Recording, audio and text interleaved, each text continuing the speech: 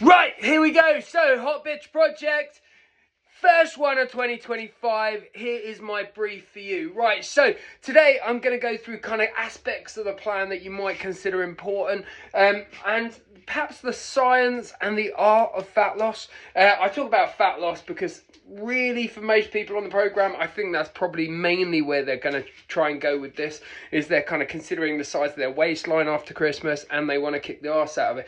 Dare I say it, there's much more to healthy eating than just losing weight. You know, in terms of energy, mood, sports, fitness, performance, it could be a massive factor in that. Okay, and so I will qualify that from the outside. The reason being, one of the cool things at Nudge is we don't have a set of scales, and most people don't really talk about it too much, and so that's kind of cool for me. It's quite enjoyable and quite nice. But that said, if this is what you want, this is kind of what you want. Anyway, so I'm out in my office at home, despite my fancy setup at Nudge.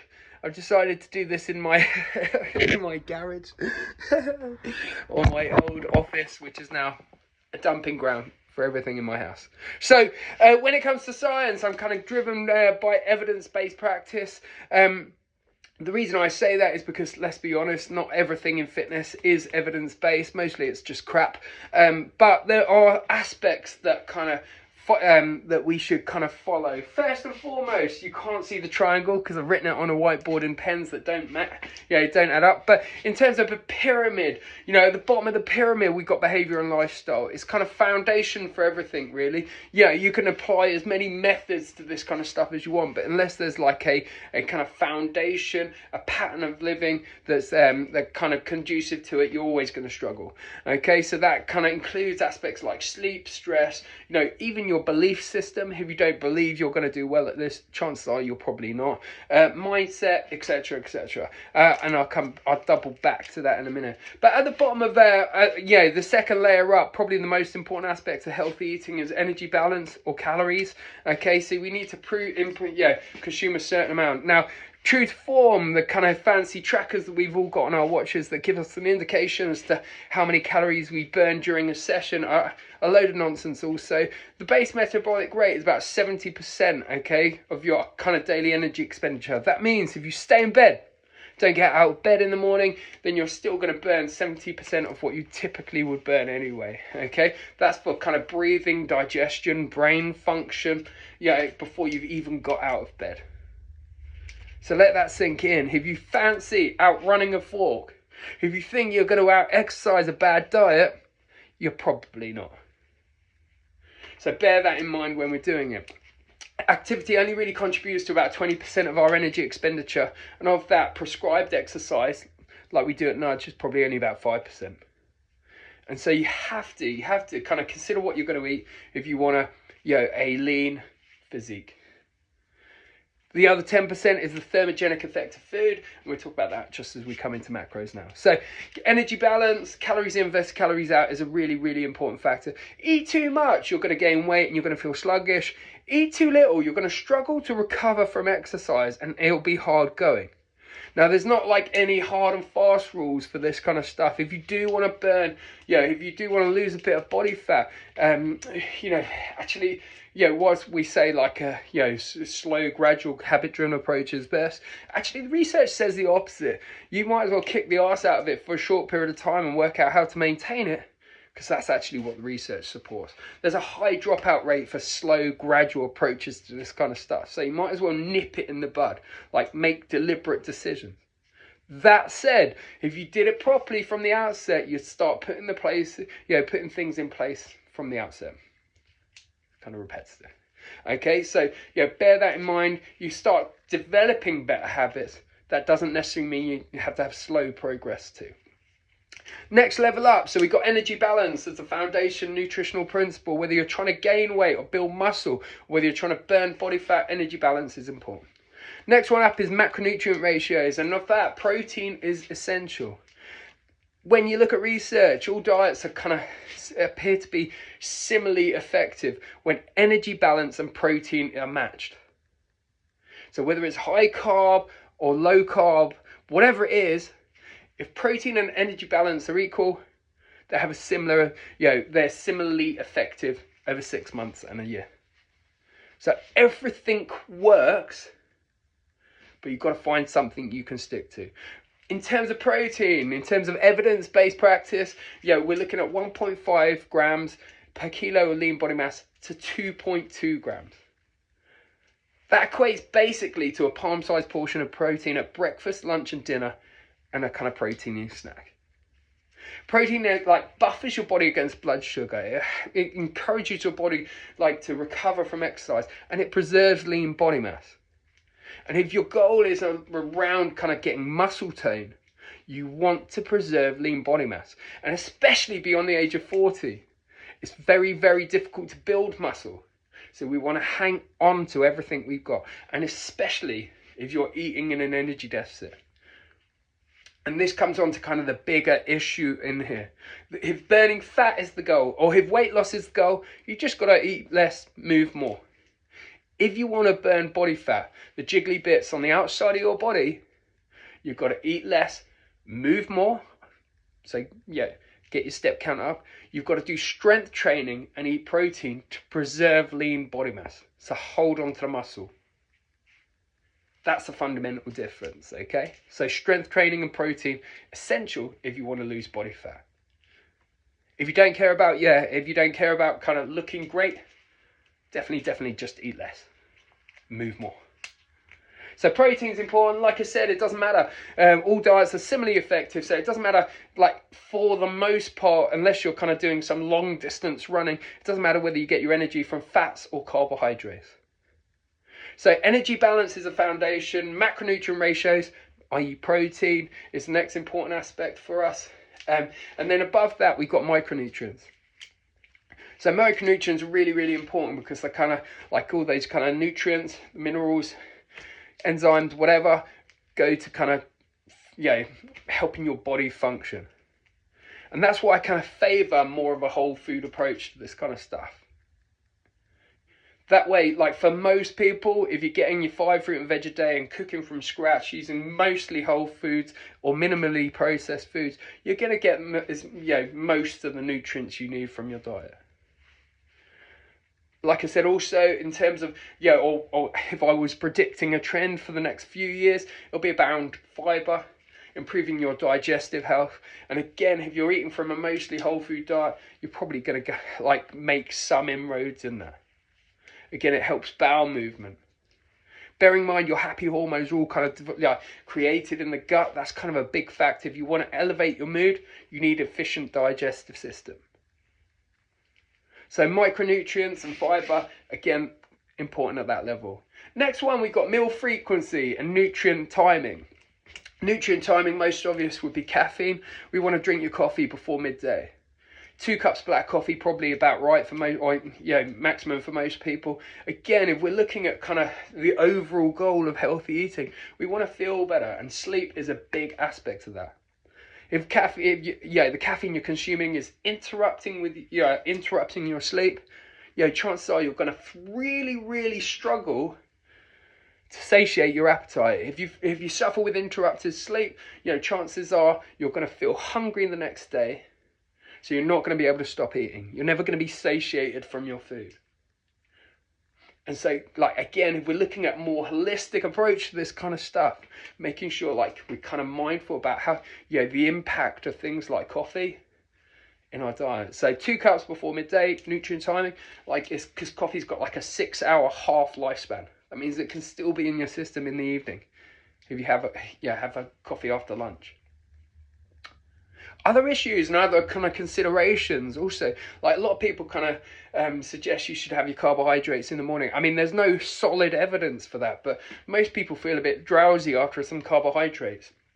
And actually, I found them to be better for people to have in the evening because they induce a deeper night's sleep. They help you replenish your glycogen stores. So again, it's not hard science, that one.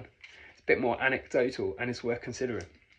In terms of meal frequency, we've all seen the intermittent fasting trend come in, and actually there's no, the research around intermittent fasting, if you look at kind of the overall body of research, it works the same way as any other healthy eating program.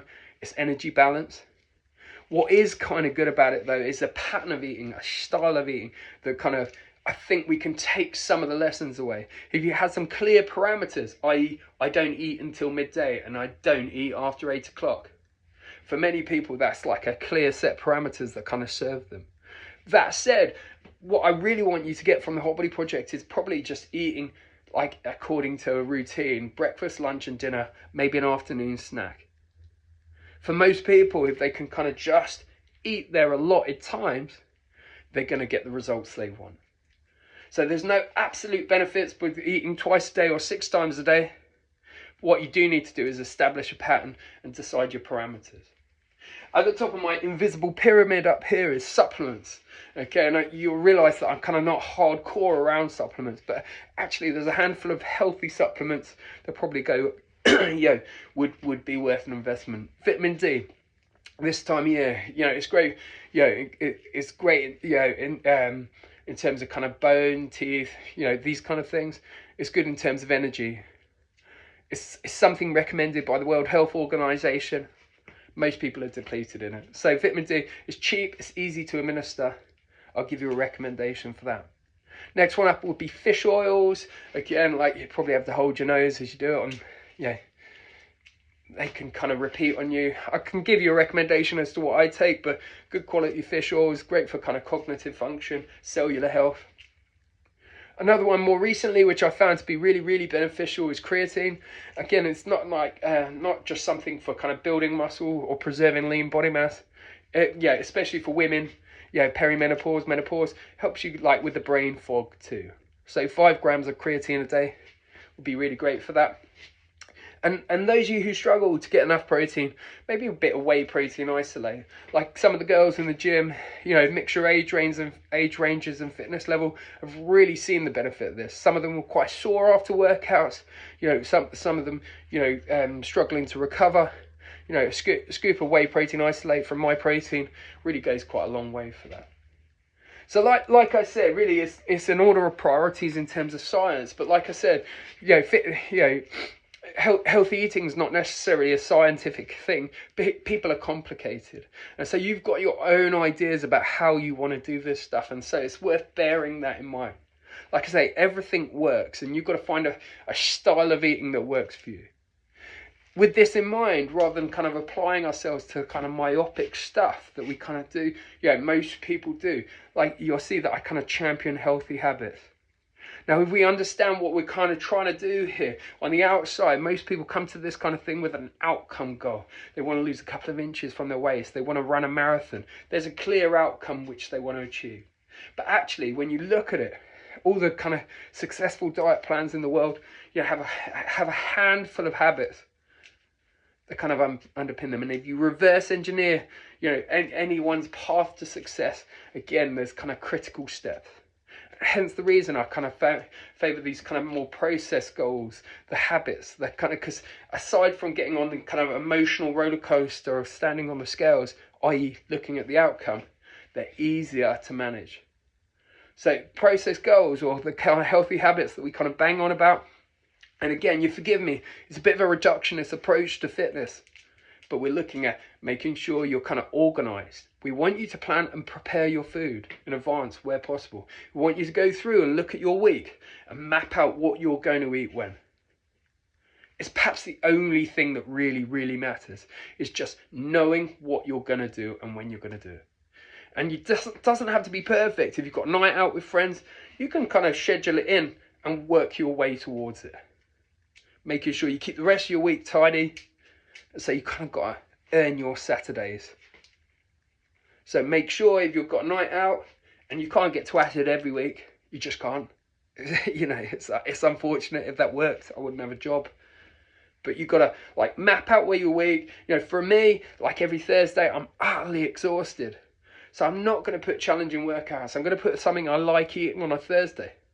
I'm much more disciplined Monday, Tuesday, Wednesday. Just the week gangs up on me by Thursday. By Friday, I'm back in the game. I feel all right again. So, like I said, I look at where my energy is, how difficult my week is at different points, and schedule it all in. So, first habit: be more organised. Plan your workouts. Plan what you're going to eat. Know what you're going to do. Second one is be mindful of portion size. Don't be a greedy bitch. We don't have to count calories on this program, but just be mindful about how much you're eating and of what. So, like the kind of, you've probably seen the program on blue zones, certain cultures in the world, but there's a group of people in Japan, and they kind of work to the principle Hari Hachibo. The average age of those people is 100. They eat till they're 80% full, and that's worth kind of bearing in mind. We're gonna like sensory overload. There's definitely a school of thought that we kind of keep our food kind of like less tasty, perhaps, so we're not tempted to eat more. Just stop eating before you're full. Be mindful of portion size. Number 3, protein at every meal. Breakfast, lunch and dinner. Palm-sized portion of protein. If you struggle with this, get yourself a protein shake. It is important. Like I say, we're trying to preserve lean body mass. We want to buffer against blood sugar. We want to recover better. Fourth one is getting your 5 a day. Or really, if we were totally honest, it would probably be a bit more than that. And it would probably be more about 30 different portions of something a week, rather than the same thing over and over and over again. Now, this can include things like beans, peas and legumes, fruits, vegetables. You've got to get more kind of plant-based foods to support your body. Next one, we're kind of trying to add a glass of water. I know it's cold. It can be difficult, that. But we want to have an extra glass of water. 2 litres probably going to be quite a lot for most people. But if you can add an extra 1 or 2 glasses a day, again, it kind of offsets appetite. It's just good for your energy too. We want to exercise meaningfully 3 to 5 times per week. Now, we're definitely angling for 2, maybe 3 strength-based sessions. That might be a PT session and 2 hybrid sessions, or a boot camp session. We want to be squatting, lunging, hinging, pushing, pulling 2 to 3 times per week. We just want to kind of pattern those movements and preserve lean body mass. Beyond that, getting your step count up is good. Deliberately go out for a walk, so prescribed activity. So yeah, probably that one merges in with the other. 8,000 steps, that's a guide for most people. 10,000 steps, it's kind of just an arbitrary number. Research kind of, for most people, up to the age of 60, points towards about 8,000 steps. If you're over 60, they're looking at about 6,000, 6,500. Beyond that, we're looking at kind of getting to bed by 5 times per week. Again, you've got these 2 kind of hormones kind of at play here. When you get to bed at a sensible time and your body recovers, we kind of suppress appetite hormones. So you're less likely to emotionally eat the next day. Again, if we're looking at the reasons why most people eat, it's very little to do with hunger. You might be bored, you might be tired, you might be angry, you might be celebrating, you might be commiserating. Very little to do with what we eat. Is to do with what we actually, what we actually need. We eat around our emotions, and so you'll see that I kind of coach you around those aspects. Managing key stressors, having a bit of rest is our next one. And so sleep, stress, really, really important. Again, if we look at kind of chronic stress hormones, cortisol is known to destabilize blood sugar. That means you don't even have to eat anything to be hungry. So there you go. There are key habits. Be mindful of portion size. Be organized. Make sure you get protein at breakfast, lunch, and dinner. Get 5 a day. 30 different portions of fruit and veg a week. Make sure you exercise meaningfully 3 to 5 times per week. Get your step count up. Manage key stressors and get to bed on time. Those things, they should be like a tick, tick, tick, tick, tick list for you guys. Like I say, it's a process-driven approach. If you draw up a little matrix, Jan's going to check in every evening. What you've got to do is just say, yep. There's going to be things you kind of do well, things you're probably going to have to work on. But again, develop a kind of pattern of eating, a style of eating, which incorporates this kind of stuff. And if you do it frequently enough, you're definitely going to get results. So there you go, guys. That's an outline of the science of fat loss and kind of some of the reasons behind what we're going to do. Next step for you guys is on kind of Saturday, Sunday, is to take your measurements, set some goals, what we want to do, what you want to achieve over the next 3 weeks or so. Plan your food, get ready to kick the arse out of it Monday.